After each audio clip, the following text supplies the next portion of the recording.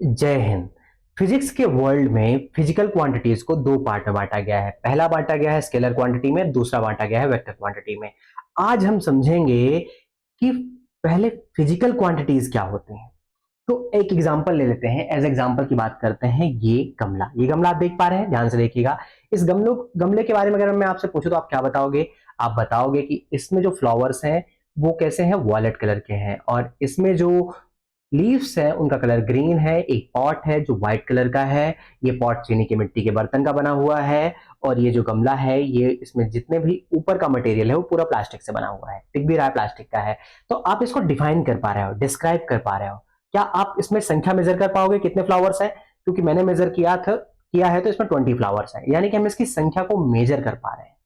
हम इसकी, अगर इस पॉट के साथ साथ यहाँ पे एक मूर्ति ला के रख दूं और मैं पूछूं कि यहाँ पे कितने ऑब्जेक्ट हैं, तो आप देख के बताओगे कि यहाँ पे दो ऑब्जेक्ट हैं। एक बुद्धा की मूर्ति है, दूसरा गमला है। अगर हम क्या करते हैं, यहाँ पे एक माउस ला के रख देते हैं और कैलकुलेशन पूछते हैं कि कितनी ऑब्जेक्ट अब रखे हुए हैं आपके सामने, तो आप क्या बताते हो? आप बतलाते हो कि यहाँ पे 3 ऑब्जेक्ट है। एक बुद्धा की मूर्ति, दूसरा गमला और तीसरा माउस। तो आप कैलकुलेशन बता पा रहे हो ना? आप बता पा रहे हो कि इनकी संख्या कितनी है। अर्थात जिन भी क्वांटिटीज को फिजिकल क्वांटिटीज क्या होती हैं? ऐसी क्वांटिटी जिनको आप मेजर कर सकते हो, या ऐसी ऑब्जेक्ट जिनको आप डिस्क्राइब कर सकते हो और साथ में उनको मेजरमेंट कर सकते हो। एज एग्जांपल की बात करें, इस पेन की बात करते हैं। इसको हम डिस्क्राइब कर सकते हैं, बिल्कुल। इसका कलर कैसा है? ब्लैक कलर का ऊपर से दिख रहा है। टॉप में और बॉटम में देखें तो कलर ब्लू कलर का है।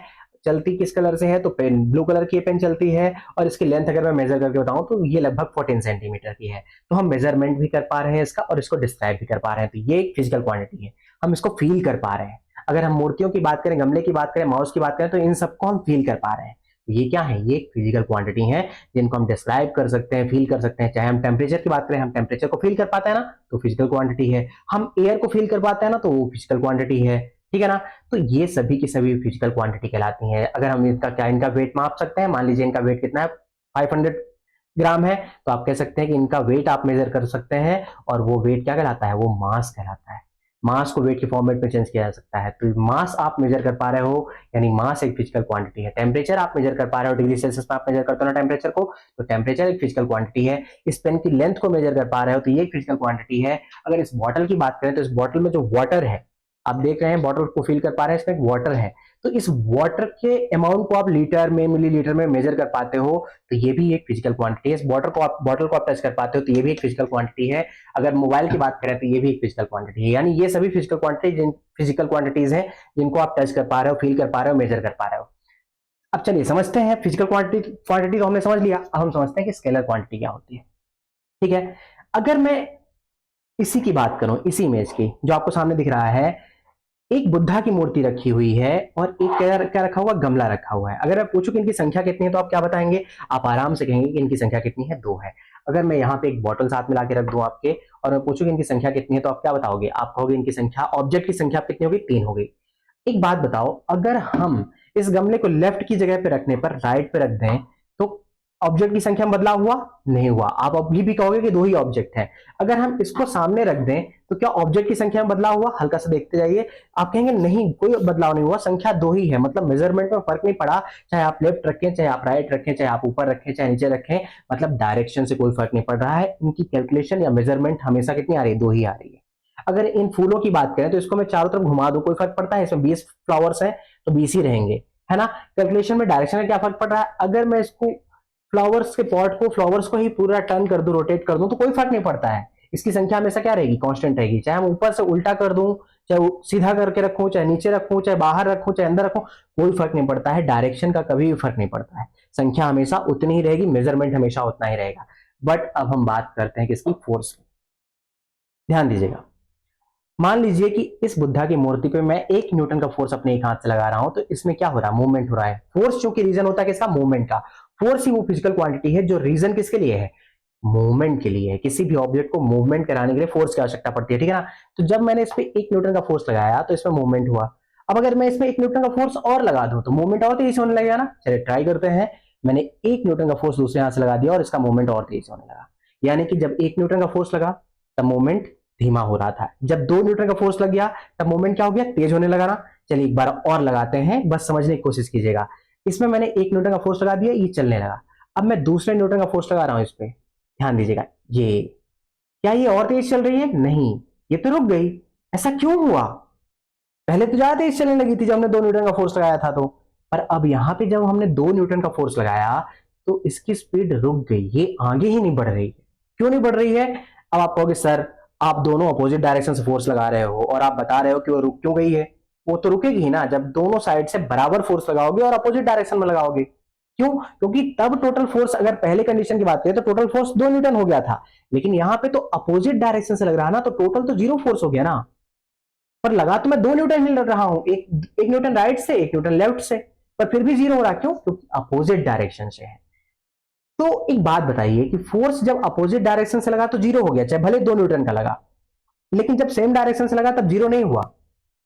पर अगर जब हम इनकी क्वांटिटी को काउंट कर रहे थे, संख्याओं को, तो चाहे हम लेफ्ट रखें, चाहे राइट रखें, चाहे ऊपर रखें, चाहे नीचे रखें, कोई फर्क नहीं पड़ता, कहीं भी रखें, संख्या हमेशा 2 ही रही। लेकिन जब हम फोर्स की बात करें तो जब हमने सेम डायरेक्शन से लगाया तो फोर्स 2 न्यूटन की था, लेकिन जब हमने अपोजिट डायरेक्शन से लगा दिया तो फोर्स 0 न्यूटन हो गया। क्यों हो गया ये 0 न्यूटन? ये इसीलिए 0 न्यूटन हो गया क्योंकि डायरेक्शन अलग था। जब हमने इनकी संख्या काउंट की तब डायरेक्शन की आवश्यकता नहीं पड़ी, चाहे कहीं भी रखें, आगे पीछे ऊपर नीचे कहीं भी रखें, डायरेक्शन की रिक्वायरमेंट थी नहीं इनको डिफाइन करने के लिए, इनकी संख्या बताने के लिए। लेकिन जब हमने फोर्स को काउंट किया तो उसकी काउंटिंग के लिए डायरेक्शन की आवश्यकता थी। विदाउट डायरेक्शन आप डिफाइन ही नहीं कर पाते कि क्यों 0 फोर्स हो गया, क्योंकि लगा तो 2 न्यूटन था ना, एक न्यूटन राइट से, एक न्यूटन लेफ्ट से। तो फोर्स को डिफाइन करने के लिए डायरेक्शन की आवश्यकता पड़ रही है, लेकिन इनकी संख्याओं को बताने के लिए डायरेक्शन की आवश्यकता नहीं पड़ रही है। अर्थात किसी भी सब्सटेंस की क्वांटिटी को बतलाने के लिए, अमाउंट ऑफ सब्सटेंस बताने के लिए, क्योंकि हमारे पास ये सब्सटेंस है या ऑब्जेक्ट है, इनकी संख्या बताने के लिए आपको डायरेक्शन की आवश्यकता नहीं होती है। तो ये क्या होती है? ये स्केलर क्वांटिटीज होती हैं। बट जब हम फोर्स की बात करते हैं तो उसको बताने के लिए डायरेक्शन की आवश्यकता पड़ती है। अगर डायरेक्शन की आवश्यकता नहीं पड़ती तो पहली बार जब हमने फोर्स लगाया था तब भी 2 न्यूटन का फोर्स लगाया था, बस सेम डायरेक्शन से लगाया था। और जब दूसरी बार हमने लगाया फोर्स तो अपोजिट डायरेक्शन से लगाया, पर कितने न्यूटन का लगाया?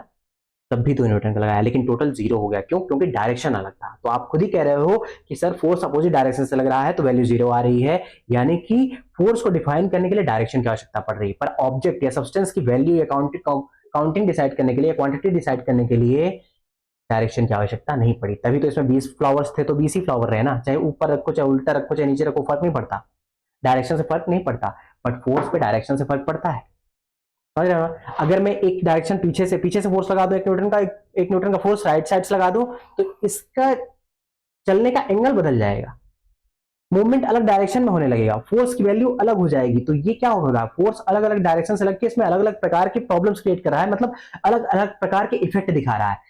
अपोजिट डायरेक्शन से लगा नहीं बढ़ रही, सेम डायरेक्शन से लग रहा है तेजी से बढ़ रही है, अगर पीछे से और एक राइट साइड से लग रहा है तो ये आपकी ओर धीरे धीरे आगे बढ़ रही है।